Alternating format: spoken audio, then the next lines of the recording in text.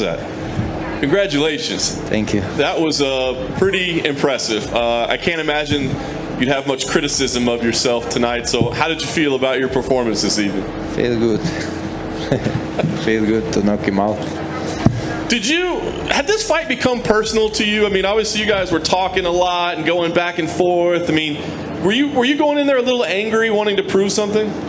Always angry to smash somebody, knock him out like I did now. But nothing personal, like it's sport. You have to talk, you have to take him nervous like he was. I see he was, when I look at his eyes, he was a little nervous, like in the cage. When I look at him, he don't want to be there. I said that directly. Nice. I mean, obviously you had been so dominant with your grappling in the other two fights. Did you want to show your striking this time? Were you trying to prove a point that, hey, I can strike too? Yeah, because everybody say you Khabib #2, something like that. But I'm Khamzat. I can knock out people, like submit the people, smash the people, everything. I have everything. Nice. Is the Demian Maia fight still appealing to you? Because, I mean, no disrespect to Maia, he's a legend, but I wonder if you're thinking even higher up the rankings. Is that the fight you want, or do you want something else? Yeah, why not? He's best jiu-jitsu in the MMA. Stop him if I choke him out. Like, I'm best jiu-jitsu in the MMA. We'll see. Have they given you an exact date for that fight yet, or is that still? I don't know.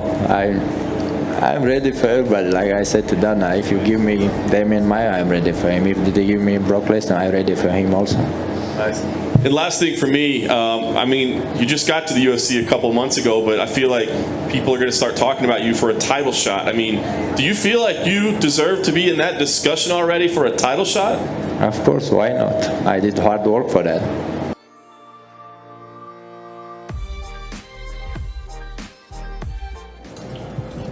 Well, Cowboy, I can't help but notice your body language. It does not seem that you feel pleased. I mean, you didn't take a loss tonight, but it seems like you're not very happy right now.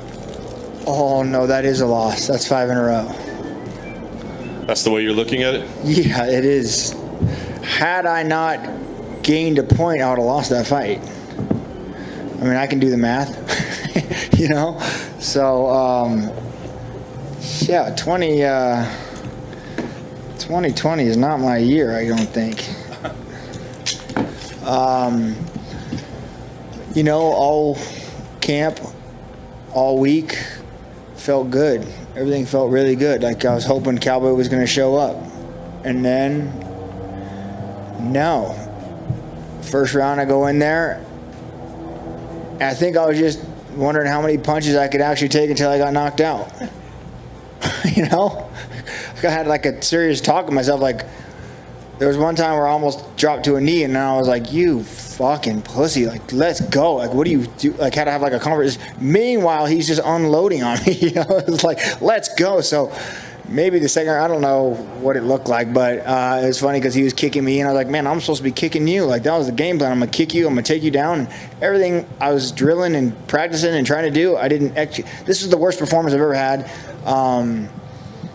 Hands down. I'm very upset with myself. I don't know how else to say it, but I definitely count this as a loss. Like, this is 5 in a row.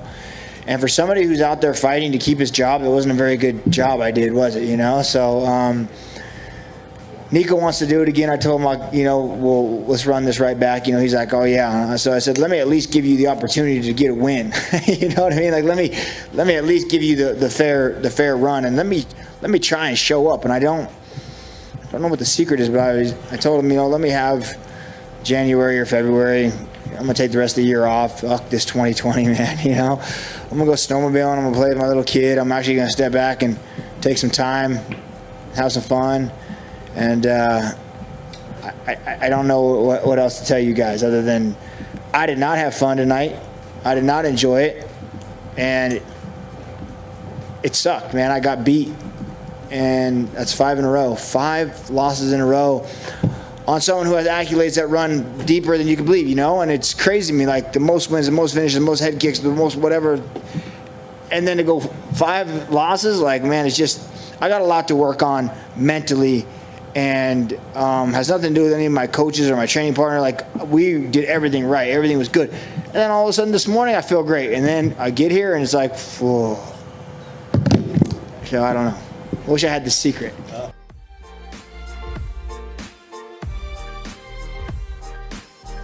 Daniel, start out with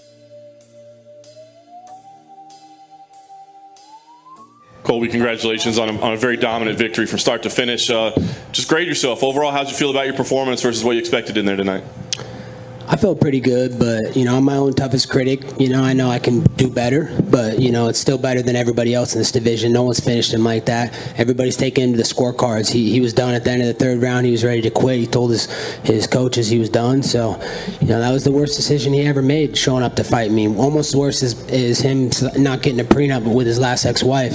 And speaking of prenups, where's Jorge Masvidal up? I know he should have got a prenup with his ex-wife, so he needs to come see me for all the talking he's done. Come see if he could walk the walk. I talk the talk, I walk the walk. I want to see Jorge Masvidal in that octagon.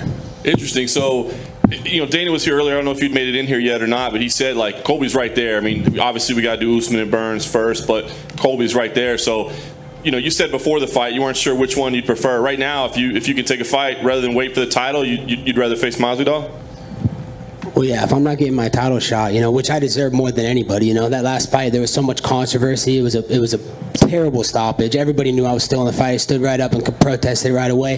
The fake nut shot, it kicked him in the liver. He was ready to quit. The fake eye poke, just all the bullshit, So I want to see a fair fight, and that's what I deserve, is a fair title fight. And if I can't get the fair title fight, I want the best friends turn enemies fight with Jorge Masvidal, Street Judas. He's been talking all that talk reckless, at our old gym. He was saying, I'm going to beat your ass, I'm going to do this, I'm going to do that. Okay, let's see it. Come see me in the octagon then. If you're so tough, let's see you back up those words. But he can't. He's going to go hiding. He's going to look for that soy boy out of California, Nate Diaz. He's going to look for easy fights because he knows I'll expose him just like I did Tyron Woodley tonight.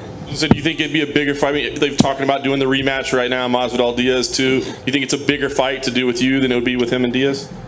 Yeah, absolutely. It's a bigger fight. Everybody knows Nate Diaz is done. He hasn't been relevant in 5-6 years. The guy fights once every couple years. He's got nothing left in the tank. He's had so many fights. He's got CTE. He shouldn't even be fighting anymore. It's a shame. His coaches, I feel bad that they let him go in the octagon anymore. So, they need to do this fight with me and George. He's been talking recklessly in the media. He's been saying all this shit. Oh, it's on site. This and that. Okay, come back up your words. I back up my words. All the talk I say, I walk the talk, and I talk the talk and I walk the walk. Let's see it, Street Judas Masvidal. As far as tonight goes, kind of ended in a weird way. Didn't take away from the fact that you were well ahead on the cards. The injury, do you know exactly what happened there? Yeah, he was done. I broke him. The third round, he quit. I heard that after I cut him open and I put vicious ground and pound, he was done. He told his coach he was done. He was just looking for a way out. He knew I trapped his arm, and I was getting ready to put vicious ground and pound on him and finish him right there, and he just would rather take the easy way out. He'd rather be a coward, a spineless coward like he is. So he's a woke little bitch, and he got exposed tonight, and that's why he's been running me for so many years. I've been calling him out for 5-6 years now, and this is exactly why I was calling him out, because I knew I would do this. And no one's broke him. No one's finished him. So don't take away from my finish. He got knocked out. He got broken tonight, just like I said I was going to do, and retire him.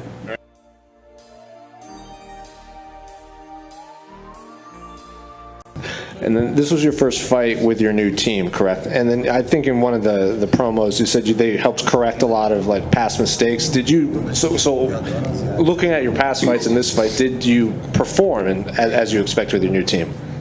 Yeah, I performed just how I thought I would perform. I'm a better version than I ever said I was going to be. And I told everybody in the lead up to this fight, this is Colby Chaos 2.0. This is a new version of me. I have a team around me, my coaches, Cesar Carnero, Daniel Valverde, who just completely focus on me. It's not a team anymore. It's an individual sport, and they're making sure my growth as a fighter is to get better every single day. So to get the knowledge from those guys, Cesar Carnero, my kickboxing coach, we take strides in our game every single day, and we're hungry and we're happy to train, and we love it. So we're just getting started, man. I'm still young in the game. I'm 32. I haven't even hit my prime yet, and Daniel Valverde helping with my judo and my jiu-jitsu. That guy's the best judo and jiu-jitsu player in the world. I'll put him up against anybody in the world in jiu-jitsu. I'll put $100,000 on it. He'll go against any jiu-jitsu guy, and I guarantee he smokes him.